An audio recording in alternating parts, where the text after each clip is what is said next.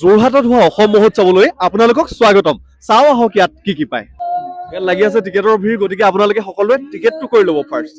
এখন মনোমোহা গেটৰ মাজেৰে আপুনি প্ৰৱেশ কৰিব অসম মহোৎসৱলৈ।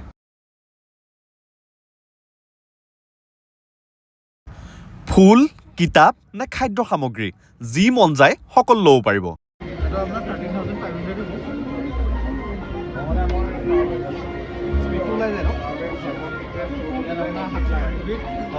লগতে আছে আপোনাৰ ওঠৰ পৰশ পাবলৈ মৰম লগা কেইটামান কাপ।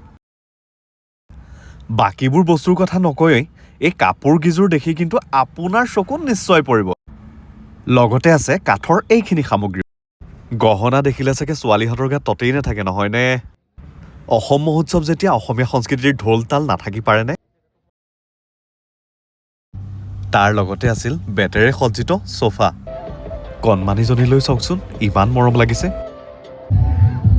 ইমান পৰে আপোনালোকে আমাৰ সংগীতানুষ্ঠানত যদি আপোনালোকে আমাক যোগাযোগ কৰিব বিচাৰে, আৰু লগতে বন্ধুৰ লগত আমাৰ কিছু ধেমালি।